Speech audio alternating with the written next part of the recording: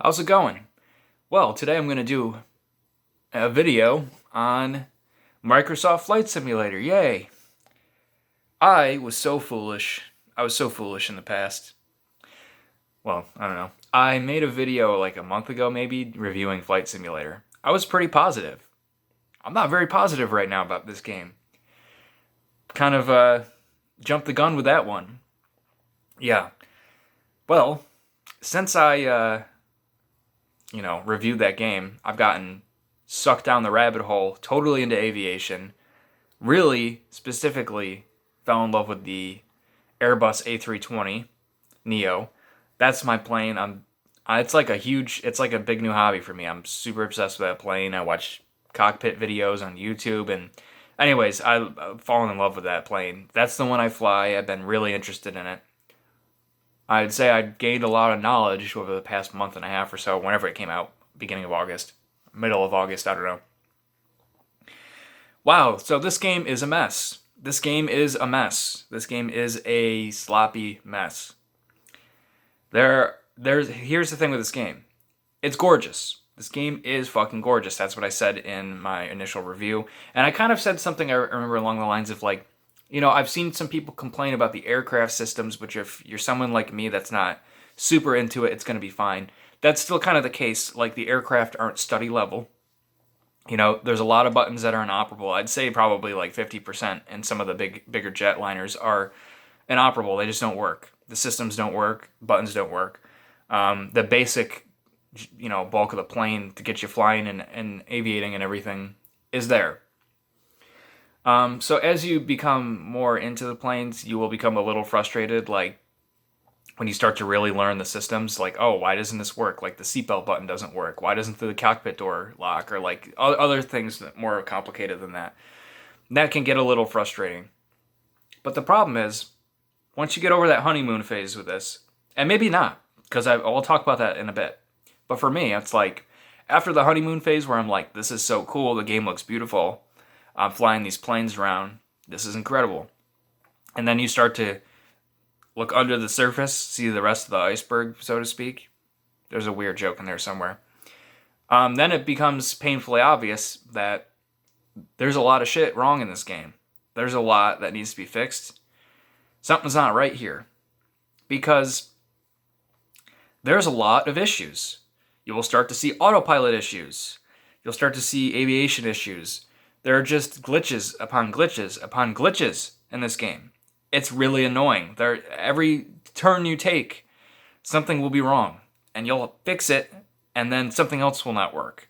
It's really frustrating. Some of the glitches aren't very big, they're just little annoying things, and some are game-breaking, quite literally. So that brings me to my next point. I don't know, we'll talk about this. This is going to be a little bit long-winded, because I just got to get my thoughts out there. I don't know this process, right? I'm not a game developer. I've talked about this. I don't know how this works, but there were issues in the game. Like, there was a lot of autopilot issues and things like that, and there was lots of complaining going around. And complaining, it's not a negative thing. Demanding that things that you bought, work. There's a way to do it and be respectful, of course. And there's a way to be an asshole about it. But complaining doesn't always have to have a negative connotation to it.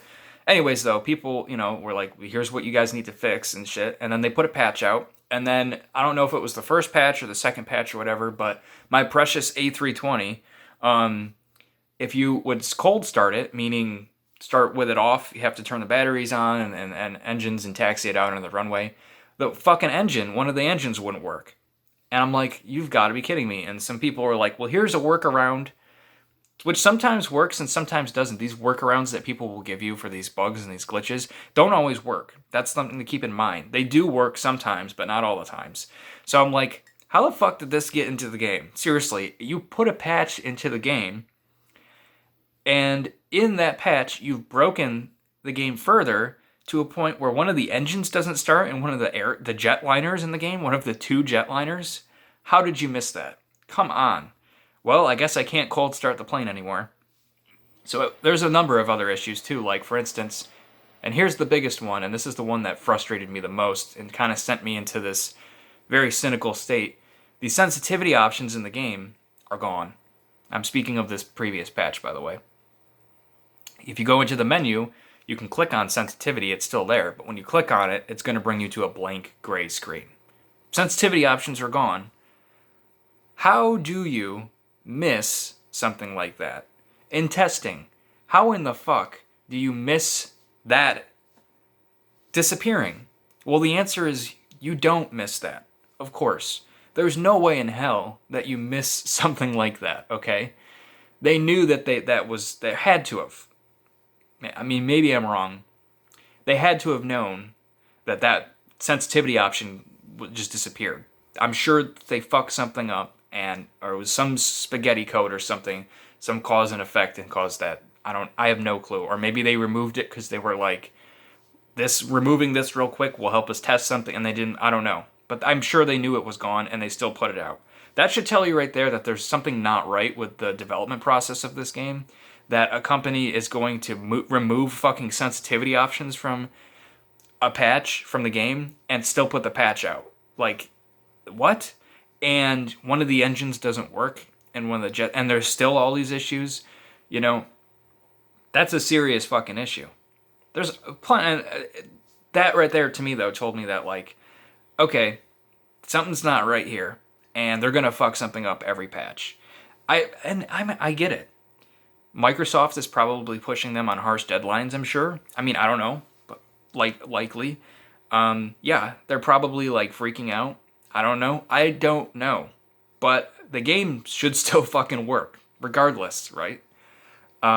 It reminds me, and in no way is even remotely as bad as this game, but Friday the 13th, every patch would annihilate the game. Every patch they put out would break something else. It would be like one step forward, two steps back.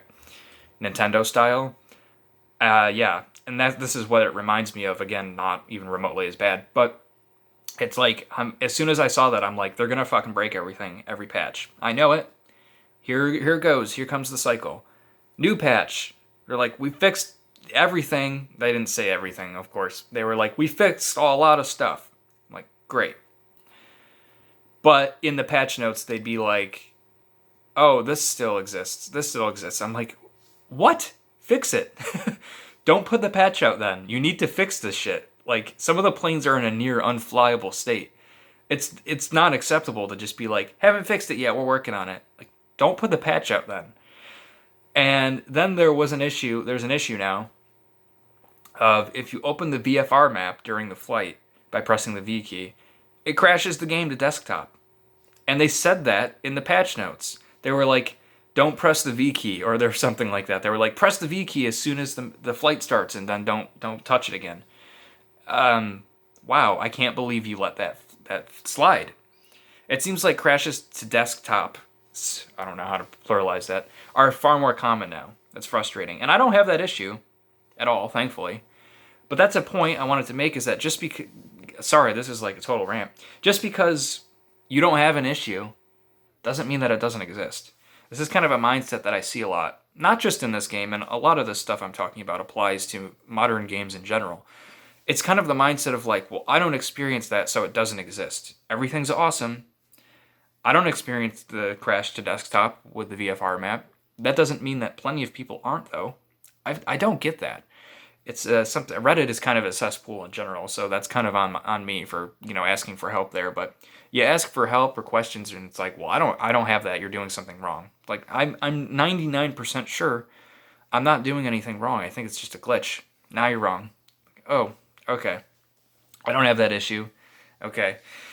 I'm sure you all experience that. It's super frustrating. Yeah, it's weird. And you get the whole thing on the Reddit too, and on the forums, like the don't complain mindset. Like, Asobo-san is perfect. Don't complain. It's weird. It's like, chill, man. They're doing the best they can. Like, they're gonna fix it. Like, I get that they're working on it, but I also have a right to complain, and we need to. It's a weird... I don't want to go too much into that. That's a weird mindset. I could, get really angry talking about that. You know what I'm talking about. It's with all modern games that like it's okay, everything's fine, don't complain. That's weird to me. It's very bizarre.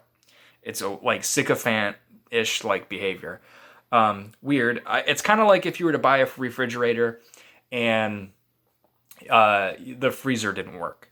And you were like, hello, the freezer didn't work. Doesn't work. What the hell? And they were like, well, we don't do refunds, but we'll fix it. And people are like, yeah, don't worry. They're a new company. They're going to knock the kinks out. It's like, I need my freezer.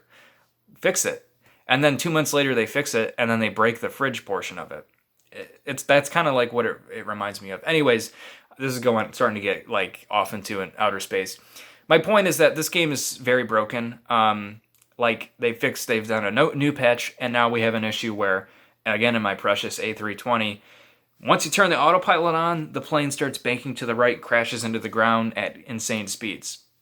And it happens 95 to 99% of the time for me. And for a lot of other people. Okay, I guess I can't fly that plane again. Thanks a lot, guys. I guess I can't fly that.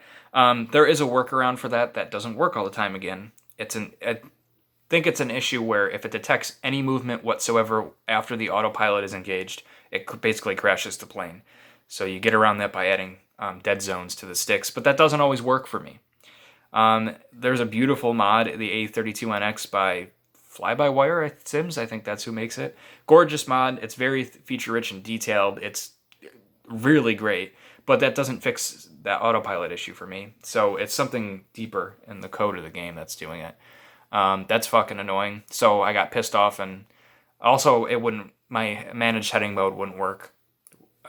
So that was annoying. So I couldn't navigate. So I switched to the Boeing 747. That had weird ass issues where you'd click a button 30 times and it wouldn't do anything, and then the 31st time it would work, and then next time it wouldn't work. That pissed me off. I switched over to the Cessna Citation, and that had issues too. And there's other other planes that have issues. It's like the only fucking plane that doesn't have problems is like the Cessna 152. It's really frustrating. Not every airliner is broken to the point that it's nearly unflyable, but almost every plane has some sort of very frustrating bug. But planes like the A320 are nearly broken. Not all the time, again. Remember, you might fly it and it might be fucking phenomenal and fun, but then I can't get it to follow the navigation heading, and it wants to kill itself and crash into the ground going 500 miles per hour. That's happens. Sometimes it doesn't, though. It's totally random. So this game's a fucking mess. I don't have much hope for it. I know that's very negative of me to say. I know a lot of people are saying in 6 months or so the game is going to be like one of the best flight simulators. That's a joke to me that we have to wait that long. It's totally unrealistic to expect any game now to be perfect, especially one of this scope and complexity. I understand that. But to have things in such a state that they are right now, I think that's totally unacceptable. Totally unacceptable. It's a weird mindset that people have now where they just accept that sort of thing. It's weird. I will never accept that mindset. I don't care if that's the way things are now. I'm just not going to accept that as a consumer. Whatever. That's just me. I think they're going to break things. They said they're not going to put another patch out until November. That's a fucking joke that they're waiting that long, and I have no hope for that patch. I think they'll just break something else. So I don't know. This is a long rant. I just had to get my thoughts out of there.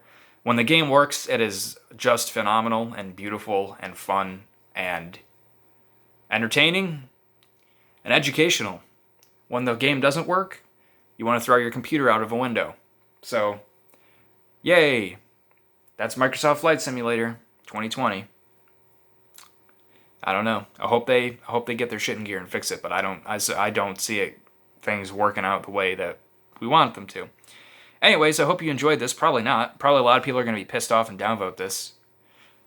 I don't know. Anyways, I don't mean to be an asshole, If you like the game, that's cool. Just that's the way I'm seeing it. Anyways, everybody have a great day. Peace out and stay healthy and safe.